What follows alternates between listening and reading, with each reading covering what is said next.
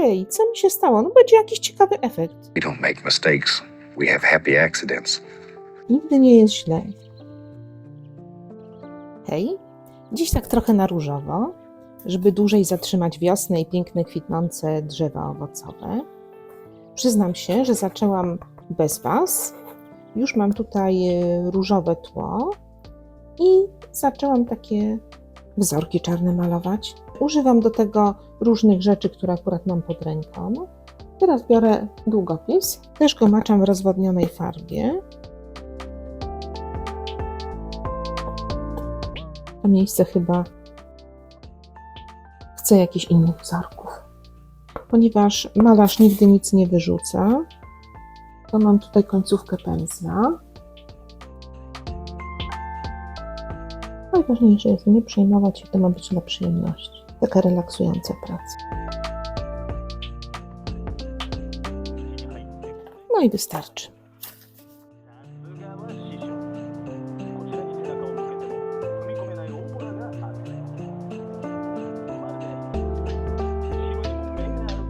Czasem trzeba troszkę zmienić kształt i wielkość.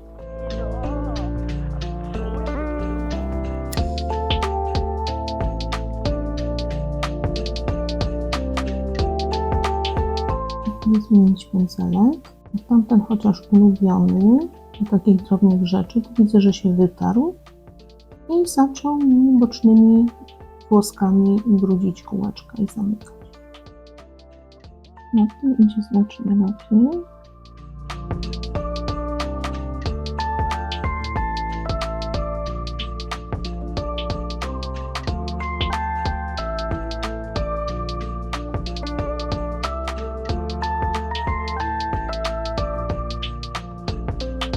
Takie malowanie to bardzo fajnie ćwiczy mózg, rozwija nowe połączenia neuronowe, ponieważ to jest coś w rodzaju tańca. Tańczymy razem z naszym pędzelkiem.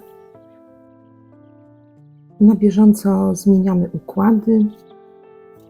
Jeśli coś nie wyjdzie, to w każdej chwili możemy elastycznie spróbować czegoś nowego. Tutaj niechcący rozmazałam tą kuleczkę. To teraz robię jej obwódkę i będzie zupełnie coś innego.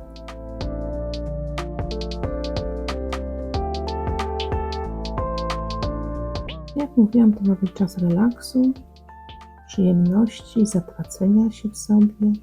To medytacja. Rozmawiamy z własnym wnętrzem. Potem to jeszcze delikatnie przeciągnę drugi raz czarną farbą, żeby był bardziej intensywny kolor, żeby tak szybko nie wyblakło. Oczywiście Vernix też będzie na górze z filtrami UV, ale mimo to trzeba wyrównać kolor. Wygląda to wtedy dużo lepiej. A tu następna kropeczka powstaje.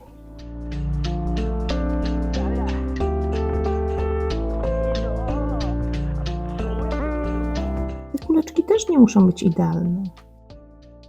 W przyrodzie niewiele rzeczy jest tak naprawdę idealnie okrągłych. Taka kropla, którą widzimy na przykład na listku kwiata, to też ona ma inny kształt, nie jest okrągła. Jak spada, również zmienia jej wygląd i kształt. Tak naprawdę do rysowania tych kuleczek mogłabym użyć przyrządów, którymi maluję mandale. Wtedy uzyskuję naprawdę bardzo dokładne kółka, ale właśnie chodziło mi o to, żeby nie było tak idealnie.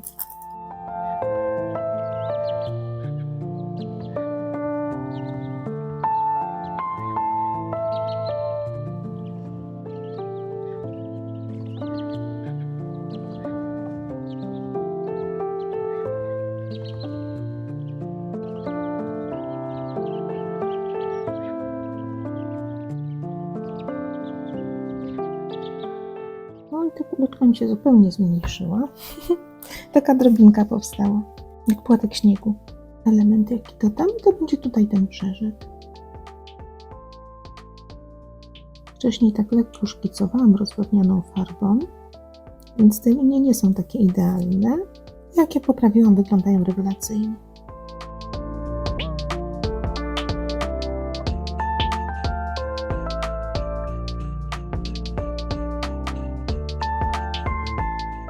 Przyznam się, że to jest mój pierwszy rysunek tego typu. Zachęciła mnie przyjaciółka, która sama w ten sposób właśnie maluje. Robi to dla relaksu. Nie jest malarką, po prostu jest otwarta na nowe, fajne rzeczy. Lubi się rozwijać. Bardzo ją lubię. Dzielimy się właśnie czasem różnymi doświadczeniami. To naprawdę fajny pomysł, żeby się za to wziąć.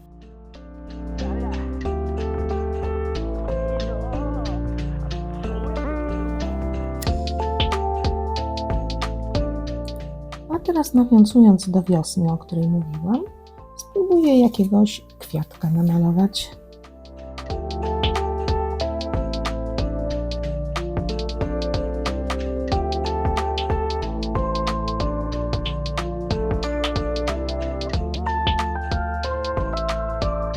Co powiecie na takiego krzywego kwiatka? W przyrodzie kwiatki często są takie krzywe i mimo to nas też zachwycają.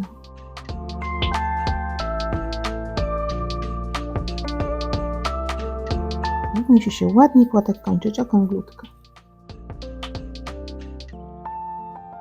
Optymalnie by było, jakbym mogła okręcić płótno, ale ze względu na to, że nagrywam, to staram się, żeby płótno było nieruchomo cały czas ustawione pod tym samym kątem w stosunku do komórki. Bo przyznam się, że nagrywam komórką.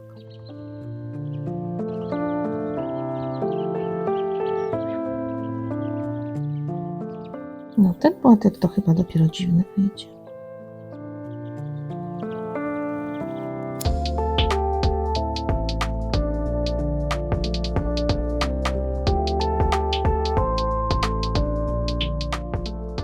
Jeśli nie lubicie malować farbami, to równie dobrze coś takiego możecie namalować flamastrami.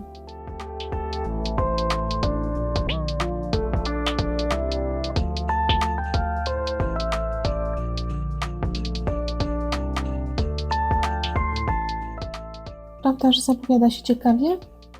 Dalszy ciąg w następnym odcinku. Do zobaczenia i dziękuję za oglądanie.